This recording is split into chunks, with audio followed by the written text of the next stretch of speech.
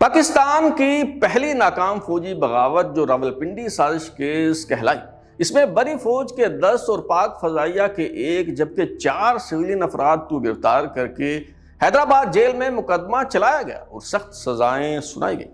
بعد ازاں سزائیں معاف ہو گئیں، یہ لوگ رہا ہو گئے، مگر کسی کو ملازمت پر بحال تو نہ کیا گیا۔ البتہ ان میں سے بیشتر افراد نے بھرپور زندگی گزاری، مگر اس فوجی بغاوت میں شامل کردار کون تھے؟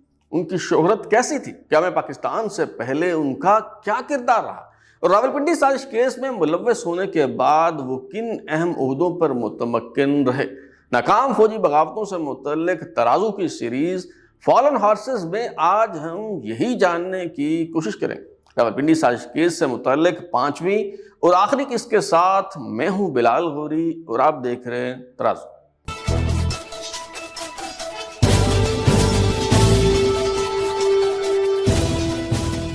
راولپنڈی سازش کیس کے سرغنہ میجر جنرل اکبر خان بہت پراسرار اور متضاد شخصیت کے مالک تھے۔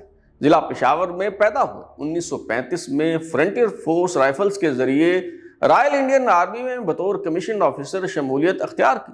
انگریزوں کے دور میں وزیرستان کے پشتون قبائل کے خلاف ہونے والی فوجی کارروائی میں حصہ لیا۔ برما کے محاذ پر لڑائی میں شامل رہے۔ قیام پاکستان کے وقت لیفٹیننٹ کرنل تھے۔ انہیں جی ایچ کیو میں ڈائریکٹر اسلحہ جات کے طور پر تعینات کیا گیا۔ بطور بریگیڈیئر کشمیر آزاد کروانے کی مسلح جدوجہد کو لیڈ کیا۔ ایک طرف وہ کشمیر میں جہاد کا علم اٹھائے ہوئے تھے اور ان کا جہادی نام جنرل طارق تھا، تو دوسری طرف ان کی رنگین مزاجی کے چرچے عام تھے۔ بریگیڈیئر اکبر خان کی طرف سے رنگ و نور کی محفلیں سجانے کی خبریں جی ایچ کیو تک پہنچنے لگیں تو بری فوج کے commander in chief general Douglas Gracey نے جی ایچ کیو سے ایک فوجی افسر کو معاملات کی جانچ پڑتال کے لیے روانہ کیا۔ یہ انکوائری افسر آرمی چیف کے اے ڈی سی میجر جنرل سید وجاہت حسین تھے۔ وہ اپنی کتاب میموریز آف اے سولجر کے صفحہ نمبر 119 پر لکھتے ہیں کہ جب میں مری میں کشمیر پوائنٹ کے قریب بریگیڈ ہیڈ کوارٹر پہنچا تو میرا خیال تھا کہ میجر جنرل اکبر خان ٹیکٹیکل ہیڈ کوارٹر میں ہوں گے جہاں حالت جنگ کا سما ہوگا، لیکن وہاں تو چند خوبرو دوشیزاؤں میں گھرے بریگیڈیئر اکبر خان رقص و سرود اور موسیقی کی محفل سجائے ہوئے تھے۔ میرے بات کرنے سے پہلے ہی ان کی اہلیہ نسیم اکبر خان برس پڑی اور کہنے لگیں کہ جی ایچ کیو میں بیٹھے تم لوگ اکبر کی مدد کیوں نہیں کر رہے؟ اسلحہ اور گولہ بارود کیوں نہیں دے رہے؟ بیچارہ اکبر اسلحہ اور ایمونیشن کے علاوہ جی ایچ کیو کی مدد کے بغیر جنگ لڑ رہا ہے، تم لوگ کشمیر کے لیے کیا کر رہے ہو؟ اسی طرح جب چیف آف سٹاف نامزد ہونے کے بعد میجر جنرل کے رینک میں ترقی پانے کے لیے بریگیڈیئر اکبر خان سٹاف کورس کے لیے لندن گئے تو وہاں بھی ان کے انداز و اطوار یہی رہے۔ ان کے ساتھ ہی کورس کے لیے جانے والے ایک فوجی افسر کی بیان کردہ روداد کے مطابق لندن میں ان کا پرتعیش اپارٹمنٹ مغل دربار کا منظر پیش کیا کرتا۔ ایرانی قالینوں پر انتہائی نفیس گو تکیے لگے ہوتے، رقاصائیں اپنے فن کے جوہر دکھا رہی ہوتی، اور ایک روز تو بھارت کے مشہور ڈانسر رام گوپال کو ان کے دربار میں ناچتے دیکھا گیا۔ بہرحال اس صورتحال پر جنرل گریسی نے تبصرہ کیا کہ اکبر خان اچھا افسر ہے، مگر یہ اپنی بیوی کے سیاسی عزائم کی وجہ سے مارا جائے گا۔ جنرل گریسی کی یہ پیشن گوئی درست ثابت ہوئی اور میجر جنرل اکبر خان اپنی بیوی کی وجہ سے راولپنڈی سازش کیس میں گرفتار ہو گئے۔ میجر جنرل اکبر خان نے رہائی کے بعد حسین شہید سہروردی کی جماعت عوامی لیگ میں شمولیت اختیار کر لی۔ 1968 میں جب ذوالفقار علی بھٹو نے ایوب خان کی کابینہ سے نکل کر پیپلز پارٹی کی بنیاد رکھی تو میجر جنرل اکبر خان اس نوزائیدہ سیاسی جماعت کا حصہ بن گئے۔ اس دوران ایل ایل بی کی ڈگری لے کر انہوں نے کراچی عدالت عالیہ میں پریکٹس شروع کر دی اور ذوالفقار علی بھٹو کی حکومت میں بطور نیشنل سیکیورٹی ایڈوائزر شامل ہوئے۔ انہوں نے اپنی بیگم نسیم کو طلاق دے کر دوسری شادی کر لی اور 1994 میں ان کا انتقال ہوا۔ مسز نسیم اکبر خان کا تعلق پنجاب کے جاگیردار گھرانے سے تھا۔ یہ معروف مسلم لیگی رہنما سر محمد شفیع کی نواسی اور پاکستان دستور ساز اسمبلی کی رکن بیگم جہاں آرا شاہ نواز کی بیٹی تھی۔ یہ 1970 میں پیپلز پارٹی کے برسر اقتدار آنے پر خواتین کے لیے مخصوص نشستوں پر قومی اسمبلی کی رکن بنی اور اب وفات پا چکی ہیں۔ راولپنڈی کے جوان مرگ شاعر محمد صدیق ضیاء کا یہ شعر تو آپ نے سنا ہوگا، تمہاری زلف میں پہنچی تو حسن کہلائی، وہ تیر گی جو میرے نام سیاہ میں تھی، حکومت کا تختہ الٹنے اور عنانہ اقتدار پر قبضہ کرنے کا وہی کام جو ناکام فوجی بغاوت کے دوران جرم کہلائے۔ جب ایوب خان 1958 میں اقتدار پر قبضہ کرنے کی مہم جوئی میں کامیاب رہے تو اسے انقلاب کا نام دیا گیا۔ پہلے فوجی حکمران جنرل ایوب خان کو بھی شاید کسی حد تک یہ احساس ہوا ہوگا، اس لیے انہوں نے راولپنڈی سازش کیس میں سزا پانے والے بعض فوجی افسروں کو مختلف عہدوں پر تعینات کر کے ازالہ کرنے کی کوشش کی۔ مثال کے طور پر میجر جنرل نذیر احمد، جن کا تعلق احمدیہ جماعت سے تھا، یہ پاکستان کے پہلے وزیر خارجہ سر ظفر اللہ خان کے ہمزلف تھے۔ انہیں عہد ایوب میں لاہور میونسپل کارپوریشن کا چیئرمین تعینات کیا گیا۔ بریگیڈیئر لطیف خان کو پنجاب پبلک سروس کمیشن کا ممبر بنا دیا گیا، جبکہ لیفٹیننٹ کرنل ضیاء الدین کو پاکستان انڈسٹریل ڈیولپمنٹ کارپوریشن میں ملازمت دے دی گئی۔ بریگیڈیئر لطیف خان، جو قیام پاکستان سے پہلے میدان جنگ میں شجاعت و بہادری کے جوہر دکھانے پر سب سے بڑا فوجی اعزاز ملٹری کراس حاصل کر چکے تھے، انہوں نے 5 اکتوبر 1995 کو وفات پائی۔ لیفٹیننٹ کرنل نیاز محمد ارباب، جن کا تعلق خیبر پختونخوا کے علاقے تہکال کے قبائلی سردار خاندان سے ہے، یہ جنرل ضیاء الحق کے دور میں وفاقی وزیر بنائے گئے۔ یہ 7 بھائی تھے، 3 افواج پاکستان سے ریٹائر ہوئے۔ ان کے ایک بھائی ارباب جہانگیر خان جنرل ضیاء الحق کے دور میں موجودہ صوبہ خیبر پختونخوا کے وزیر اعلیٰ رہے۔ ارباب جہانگیر خان کے بیٹے ارباب عالمگیر خان یوسف رضا گیلانی کے دور میں وفاقی وزیر رہے۔ راولپنڈی سازش کے ایک اور اہم کردار لیفٹیننٹ کرنل نیاز محمد ارباب، جن کے نام پر پشاور کرکٹ اسٹیڈیم ارباب نیاز کرکٹ اسٹیڈیم کہلاتا ہے، ان کے بیٹے ارباب شہزاد معروف بیوروکریٹ ہیں۔ بطور چیف سیکرٹری ریٹائر ہونے کے بعد انہوں نے تحریک انصاف میں شمولیت اختیار کی، اور جب 2018 میں عمران خان وزیر اعظم بنے تو انہیں بطور معاون خصوصی تعینات کیا گیا۔ بریگیڈیئر صدیق خان ستی، جن کا تعلق آزاد کشمیر کے علاقے کوٹلی ستیاں سے تھا، یہ بھی بہت شاندار ملٹری کیریئر کے حامل افسر تھے۔ قیام پاکستان سے پہلے ان کی بہادری کا اعتراف کرتے ہوئے انہیں ملٹری کراس کے ایوارڈ سے نوازا گیا۔ انہوں نے علامہ اقبال کے مجموعہ کلام بانگ درا کا انگریزی میں ترجمہ کیا۔ 1995 میں فوت ہوئے۔ جہلم سے تعلق رکھنے والے کیپٹن خضر حیات بھی اب اس دنیا میں نہیں رہے۔ امرتسر میں پیدا ہونے والے کیپٹن ظفر اللہ پوشنی، جو راولپنڈی میں تعینات تھے، واقعی زندہ دل انسان تھے۔ وہ اس ناکام فوجی بغاوت میں اپنی شمولیت کو جوانی کی حماقت تعبیر کرتے رہے۔ کراچی کی ایک اشتہاری فرم میں نوکری کرتے رہے۔